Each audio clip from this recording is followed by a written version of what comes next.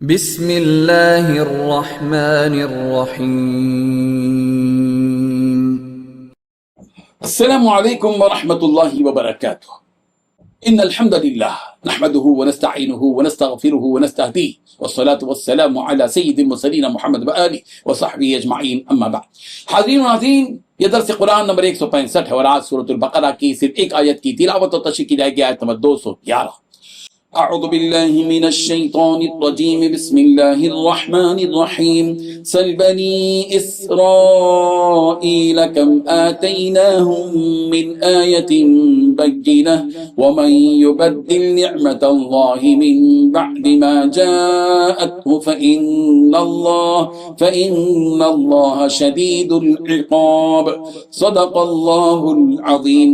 لفظی ترجمہ یوں ہے، سل بنی اسرائیل، بنی اسرائیل سے پوچھئے کہ کم آتیناہم، ہم نے ان کو کتنی دی تھی، من آیت بینہ، کھلی نشانیاں، ومن یبدل، جو کوئی بدل ڈالے، نعمت اللہ، اللہ کی نعمت کو، من بعد ما جاءته، اس نعمت کے اس کے پاس آ چکنے کے بعد، فإن اللہ، تو بے شک اللہ، شدید العقاب، سخت عذاب والا ہے۔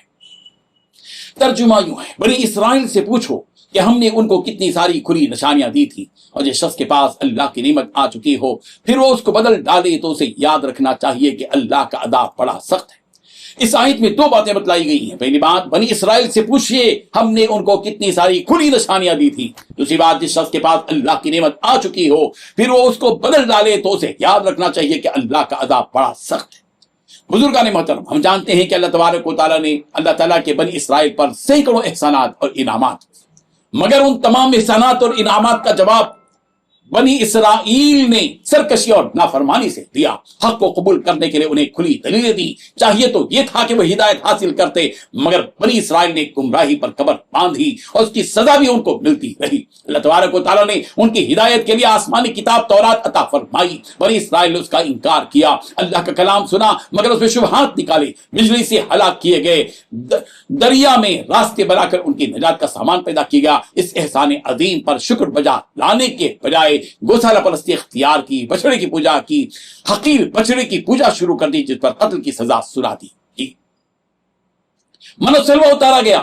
اس نعمت کا تقاضا تھا کہ شکر بجا لاتے، اس سے نفرت کا اظہار کیا تو وہ سلسلہ موقوف ہو گیا۔ کھیتی کی محنت و مشقت کا بوجھ سر پر آ پڑا۔ اللہ تعالیٰ کی نعمتوں کا تقاضا یہ ہے کہ ان نعمتوں پر شکر ادا کیا جائے اور نعمتوں کے دینے والے کی فرما برداری کی جائے۔ بنی اسرائیل نے ناشکری اور نافرمانی کے ذریعے اپنے ہاتھوں ان نعمتوں کو بدل ڈالا۔ اللہ تعالیٰ نے اس لیے آپ علیہ الصلوۃ والتسلیم کو حکم دیا کہ پیارے پیغمبر، آپ بنی اسرائیل سے، یعنی ان کے ذمہ دار علماء سے ذرا پوچھئے تو صحیح کہ ہم نے ان کو کتنی واضح دلیلیں دی تھیں، مگر ان لوگوں نے اس سے ہدایت حاصل کرنے کے بجائے الٹی گمراہی کو اختیار کیا اور اس کی سزائیں بھگتی۔ یہاں قدرت کا یہ دستور بتلا دیا گیا ہے، جو اللہ کی نعمتوں کے آنے کے بعد اس کو بدل دیتا ہے وہ اللہ کے عذاب کا شکار ہو جاتا ہے۔ بنی اسرائیل کے سامنے آخری نبی کی بعثت سے متعلق واضح دلائل موجود تھے، مگر انہوں نے محض تعصب، عناد اور دشمنی کی وجہ سے آپ علیہ الصلوۃ والتسلیم کی نبوت و رسالت کو تسلیم نہیں کیا۔ آخر اللہ تعالیٰ کے غضب، اس کی لعنت اور پھٹکار کے شکار ہو گئے۔ رب ذوالجلال ان آیات کو سمجھنے کی توفیق عطا فرمائے، آمین۔ وآخر دعوانا ان الحمدللہ رب العالمین۔ ڈیلی درس قرآن کو سبسکرائب کیجئے، اپنے تاثرات اور مشورے ارسال کیجئے اور متعلقین کے گروپ بنا کر انہیں روزانہ درس قرآن بھیجیں اور اجر ثواب پائیں۔